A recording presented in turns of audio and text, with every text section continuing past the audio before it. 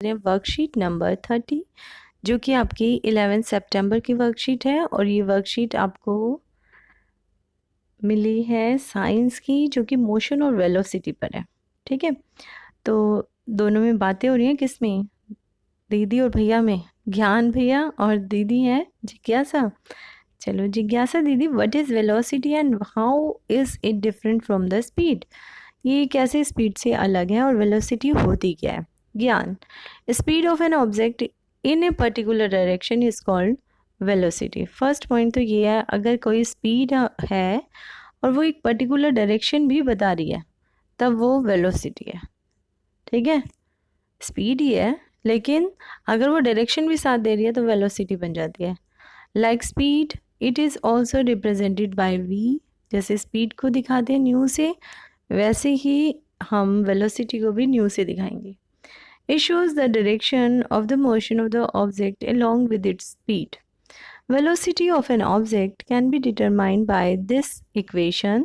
और वेलोसिटी के लिए फॉर्मूला हमारे पास ये है, velocity is equal to displacement upon time.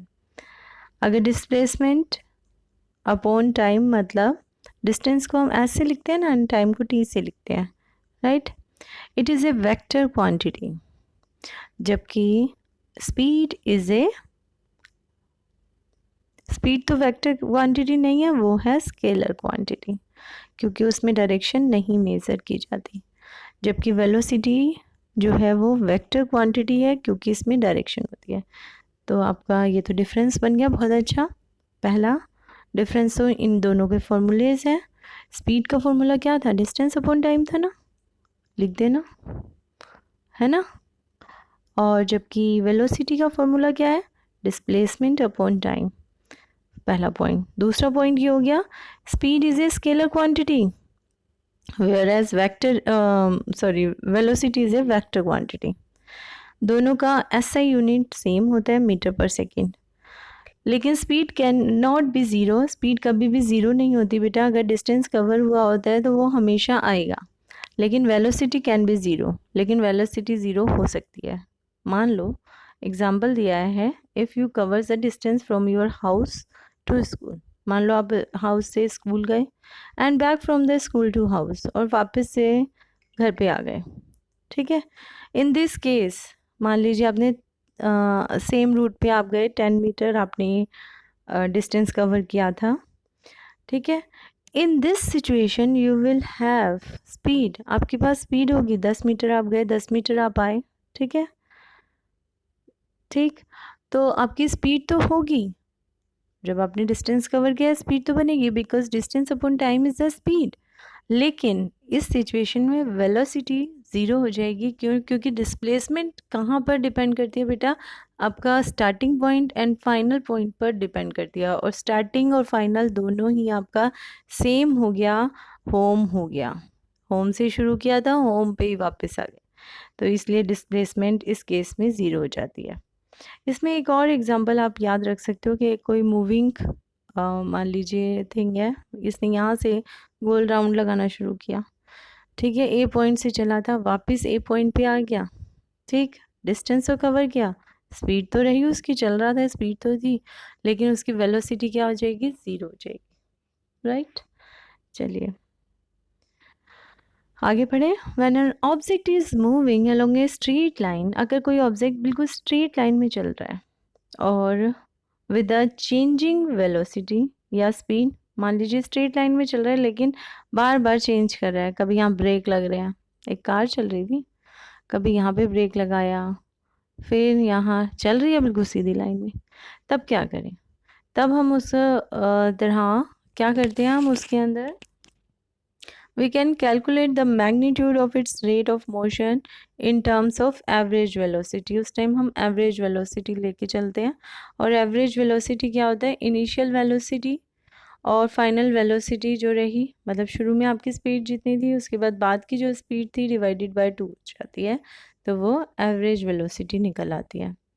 अब ज्ञान पूछ रहा है, दीदी what do we say that an object is in uniform motion और not? When do we say, sorry, हम कब कहते हैं कि यूनिफॉर्म मोशन में कोई बॉडी है, कोई ऑब्जेक्ट है या नहीं है? और and what happens to the velocity in that condition, तब उसकी वेलोसिटी क्या होती है।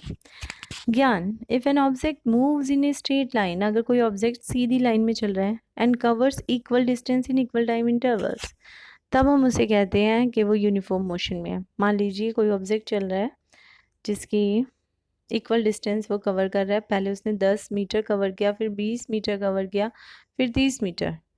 कितना पहले पहले वाला डिस्टेंस उसने 5 मिनट में कवर किया था, दूसरा 10 मिनट्स में कवर किया और तीसरा उसने 15 मिनट्स में कवर किया। तो हमने क्या देखा, इन दोनों की रेशो निकालो, 10/10 is 2, 20/10 is 2 and 30/15 is 2। Her bar same रही है ना। मतलब अगर इनके अंदर सेम इंटरवल ऑफ टाइम, मतलब बार बार सेम ही आ रहा है, चेंज आ रहा है, तो और डिस्टेंस में भी सेम चेंज आ रहा है, तो वो जो भी ऑब्जेक्ट है वो कैसा होगा बेटा, वो यूनिफॉर्म मोशन में होगा। लेकिन अगर टाइम के अकॉर्डिंगली कोई ऑब्जेक्ट चल रहा है और वो सेम डिस्टेंस कवर नहीं कर पा रहा है, नॉर्मली आप गाड़ी में जा रहे हो, आप रोड पे जाते हो, तो क्या होता है बेटा, आप इक्वल डिस्टेंस कवर नहीं कर पाते हो, आपकी ब्रेक लग जाती है, कहीं पे आप तेज़ हो जाती हो, कहीं पे ज़्यादा देर वेट करनी पड़ जाती है, रेड लाइट आ जाती है, होता है ना ऐसा। तो वहाँ इस टाइप के डिस्टेंस को हम कहते हैं इस टाइप के मोशन को हम कहते हैं non uniform motion. But if the object travels unequal distance in unequal times interval, then it is said to be in non uniform motion. अब नॉन यूनिफॉर्म मोशन भी 2 टाइप्स के हो सकते हैं। एक वो जिसे कहते हैं एक्सेलरेटेड मोशन, मतलब in this when velocity of the object increases with time, velocity बढ़े जा रही है टाइम के अकॉर्डिंग। हाँ, हो सकता है रश कम हो गया, हाईवे मिल गया, आप भागे जा रहे हो। और दूसरी है रिटार्डेशन मोशन, बहुत ज़्यादा जाम मिल गया तो आपकी स्पीड कम कम और कम होती जाएगी। In this when velocity of the object decreases with time, और वो आपकी वेलोसिटी जो है वो डिक्रीज होती जाए टाइम के अकॉर्डिंग। अब एक एग्जांपल लेके चलते हैं। मान लीजिए एक साइक्लिस्ट है, moves from the point A to B, दिखाई दे रहा है, ए से बी की तरफ जा रहा है। मैं दिखा देती हूँ आपको बेटा, ये ए टू बी गया, right, which are 40 meter aparts, और ये 40 मीटर्स दूर है from each other, and then come back to the point A, और दोबारा आ गया, वो पहले 40 गया था फिर 40 गया, टोटल डिस्टेंस तो इसने 80 मीटर का कवर कर लिया, राइट। और इस तरह से करने में उसे टाइम लग रहा है 40 सेकेंड्स। तो स्पीड कितनी आ गई इसकी, जल्दी बताइए। New is equal to 80/40 is 2 meter per second, right. अगर वेलोसिटी निकालें तो क्या होगी, वेलोसिटी बताइए आप। ए से स्टार्ट की, ए पे आ गई, डिस्टेंस डिस्प्लेसमेंट तो हो गई 0, टाइम 40, 0/समथिंग इज 0, कुछ भी होगा वो 0 ही होता है, ठीक है, क्लियर हो गया। चलिए अब क्वेश्चन आंसर पे आ जाते हैं। Differentiate between velocity and speed.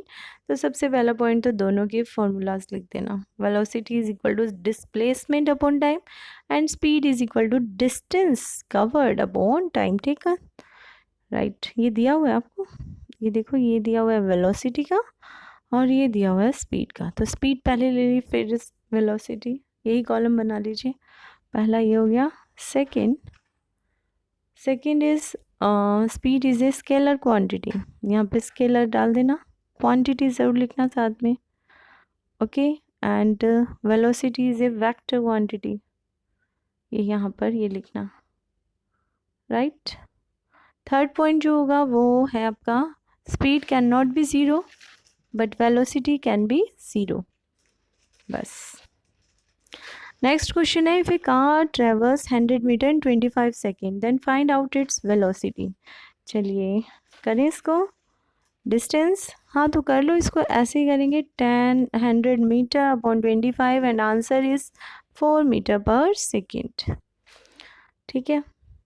If a cyclist is going with a constant velocity on a highway, constant velocity है, no change in the velocity चल रहा है, then identify the type of the motion, कोई change ही नहीं हो रहा velocity में, highway पे चल रहा है, कोई उसको ब्रेक नहीं लगी, कुछ भी नहीं लगा, पहले भी 16 मीटर पर सेकंड की स्पीड से चल रहा था, अभी भी वही चल रहा है, वेलोसिटी उसकी सेम रही। तो इसका मतलब ये है no uniform motion. Non uniform तो नहीं है, यूनिफॉर्म मोशन है। When you apply brake to the moving bicycle, तब क्या होगा, तब कौन सी है ये? हाँ, जब आप मूविंग बाइसिकल पे ब्रेक लगाओगे तो ये क्या हो गया, नॉन यूनिफॉर्म मोशन। ठीक है। और इसमें रिटार्डेशन भी लिख सकते हो, क्योंकि आपकी वेलोसिटी कम हो गई, डिक्रीज हो गई, तो रिटार्डेशन मोशन भी इसको हम बोल सकते हैं। राइट। तो ये क्लियर हो गई आपको वर्कशीट? अगर फिर भी कुछ क्वेरीज रह गई हैं तो कमेंट बॉक्स में ज़रूर लिखना। और अगर पसंद आती है वीडियो तो क्या करना होता है, लाइक, शेयर और साथ में क्या करना है, subscribe. Thank you for watching.